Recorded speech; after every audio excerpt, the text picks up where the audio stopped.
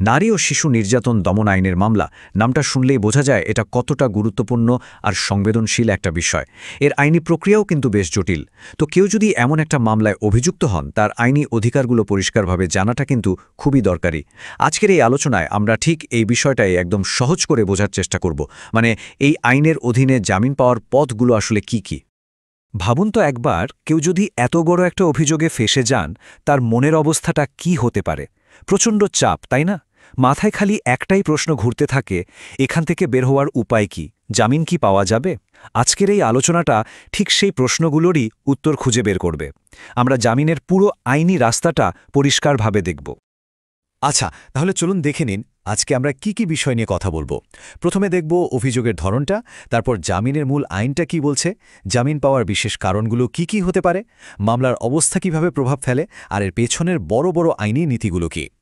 আর হ্যাঁ, শেষে তো একটা সারাংশ থাকছেই।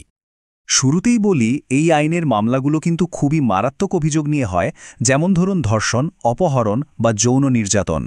আবার অনেক সময় দেখা যায় প্রেম করে বিয়ে বা অন্য কোনো ব্যক্তিগত কারণেও কিন্তু মিথ্যা মামলার ঘটনা ঘটে। মানে পরিস্থিতি যাই হোক, এটা যে একটা বিশাল আইনি চ্যালেঞ্জ, তাতে কোনো সন্দেহ নেই।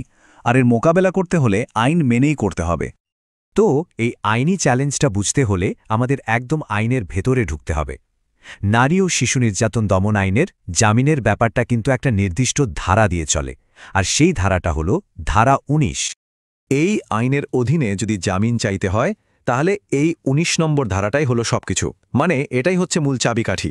এখানেই পরিষ্কার করে বলা আছে ঠিক কোন পরিস্থিতিতে আর কি কি শর্তে বিশেষ ট্রাইব্যুনাল জামিন দিতে পারবেন।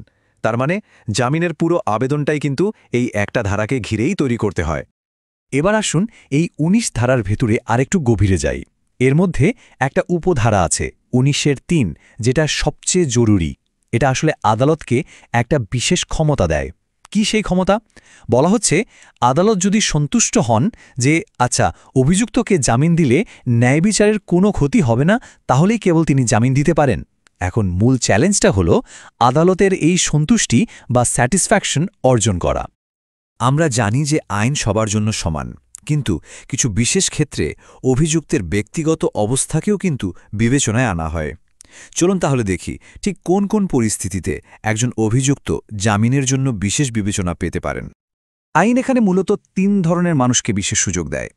১ নম্বর, যদি অভিযুক্ত নিজেই একজন নারী বা শিশু হন।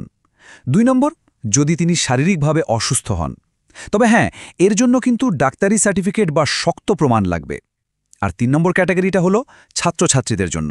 ধরুন কারো পরীক্ষা সামনে, জেলে থাকার কারণে তার পড়াশোনা বা ভবিষ্যৎ নষ্ট হয়ে যেতে পারে। আদালত তখন এই দিকটাও বিবেচনা করেন। আচ্ছা, অভিযুক্তের ব্যক্তিগত অবস্থার কথা তো গেল, এর বাইরেও কিন্তু মামলার নিজস্ব কিছু পরিস্থিতি আর আইনি যুক্তি আছে, যা জামিনের রাস্তাটা অনেক সহজ করে দিতে পারে। চলুন এবার সেই দিকগুলো একটু দেখি। জামিন পাওয়ার জন্য সবচেয়ে জরুরি বিষয়গুলোর একটা হলো আদালতকে বিশ্বাস করানো। কি বিশ্বাস? বিশ্বাসটা হলো অভিযুক্ত যদি ছাড়া পান, তিনি আইন মেনে চলবেন। মানে তিনি পালিয়ে যাবেন না, ভুক্তভোগী বা সাক্ষী যারা আছেন তাদের ভয় দেখাবেন না বা কোনোভাবে প্রভাবিত করার চেষ্টাও করবেন না। আর বিচারের জন্য যখনই ডাকা হবে তিনি হাজির হবেন। আইনের একটা খুব ইন্টারেস্টিং নীতি আছে, একে বলে প্যারিটি বা সমতার নীতি। ব্যাপারটা খুব সহজ। ধরুন একটা মামলায় একাধিক আসামি আছে, আর তাদের বিরুদ্ধে অভিযোগও একই রকম। এখন তাদের মধ্যে একজন যদি জামিন পেয়ে যায়, তাহলে বাকিরাও কিন্তু সেই একই যুক্তিতে জামিনের জন্য আবেদন করতে পারে। এটা জামিন আবেদনের জন্য খুবই শক্তিশালী একটা পয়েন্ট। এবার আসি সন্দেহের সুবিধা বা বেনিফিট অফ দ্য ডাউটের কথায়। ধরুন মামলার শুরুতেই যে এজাহার বা এফআইআর করা হলো, তার মধ্যেই এমন কিছু গরমিল বা অসঙ্গতি পাওয়া গেল, যা পুরো ঘটনাটাকেই কেমন যেন সন্দেহজনক করে তুলছে। মানে অভিযোগের সত্যতা নিয়েই একটা প্রশ্ন উঠে যাচ্ছে। এমন পরিস্থিতিতে অভিযুক্ত কিন্তু এই সন্দেহের সুবিধাটা পাওয়ার অধিকার রাখে। আর এই যুক্তিটাও জামিনের জন্য দারুণ একটা কৌশল। আইনের একটা খুব বিখ্যাত কথা আছে, justice delayed is justice denied. মানে বিচার পেতে দেরি হওয়া মানে বিচার না পাওয়ারই শামেল। এখন যদি দেখা যায় কোনো মামলার বিচার শুরু হতেই অনেক দেরি হচ্ছে, আর অভিযুক্ত মানুষটা রায় ছাড়াই দিনের পর দিন জেলে পড়ে আছে, এটাও কিন্তু জামিন পাওয়ার জন্য একটা খুব শক্ত কারণ হয়ে দাঁড়াতে পারে। আমরা তো জামিন পাওয়ার নানা রকম কৌশল নিয়ে কথা বললাম, কিন্তু এর পেছনে কিন্তু আরও বড় কিছু আইনি আর সাংবিধানিক নীতি কাজ করে। চলুন এইবার সেই মূল ভিত্তিগুলো একটু জেনে নেওয়া যাক। বিষয়টার শেকড় কিন্তু আমাদের সংবিধানেই আছে।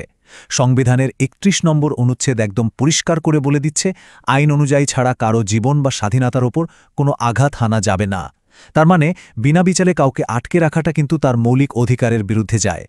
জামিনের পুরো ধারণাটাই আসলে এই সাংবিধানিক অধিকার থেকে শক্তি পায়। শুধু সংবিধানই নয়, আমাদের দেশের উচ্চ আদালতগুলোও কিন্তু বারবার একই কথা বলে এসেছেন।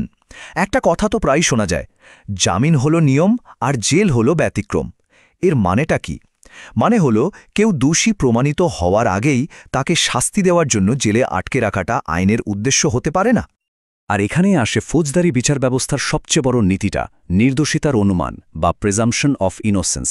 এর মানে হল যতক্ষণ না পর্যন্ত সাক্ষ্য প্রমাণ দিয়ে শতভাগ নিশ্চিতভাবে কাউকে দোষী প্রমাণ করা যাচ্ছে, ততক্ষণ পর্যন্ত আইন তাকে নির্দোষ বলেই ধরে নেবে। আর ঠিক এই কারণেই কিন্তু জামিনের ব্যবস্থাটা রাখা হয়েছে। তো আমরা আলোচনার একদম শেষ দিকে চলে এসেছি। এতক্ষণ ধরে যা যা কথা হলো, চলুন তার থেকে সবচেয়ে জরুরি পয়েন্টগুলো একবার ঝালিয়ে নিই। জামিনের আবেদন করার সময় এই বিষয়গুলো মাথায় রাখা খুব দরকার। তাহলে সংক্ষেপে বললে মূল যুক্তিগুলো কি দাঁড়াচ্ছে? ১. অভিযুক্তের বিশেষ অবস্থা, মানে তিনি নারী, শিশু, অসুস্থ বা ছাত্র কিনা। ২. তিনি যে পালিয়ে যাবেন না বা মামলায় কোনো প্রভাব ফেলবেন না, সেই আশ্বাস। ৩. একই মামলায় অন্য আসামি জামিন পেয়েছে কিনা। ৪. মামলার শুরুতে কোনো বড় দুর্বলতা বা সন্দেহ আছে কিনা। ৫. বিচার শুরু হতে কি অনেক দেরি হচ্ছে। আর সবকিছুর উপরে মৌলিক অধিকার আর নির্দোষ হিসেবে ধরে নেওয়ার নীতি। মূলত এগুলোই হলো জামিনের মূল ভিত্তি। শেষে একটা প্রশ্ন রেখে যেতে চাই। ভাবুন তো, একদিকে আছে ভুক্তভোগীর জন্য ন্যায়বিচার নিশ্চিত করার দায়িত্ব, আরেকদিকে আছে অভিযুক্ত ব্যক্তির সাংবিধানিক অধিকার রক্ষার প্রশ্ন।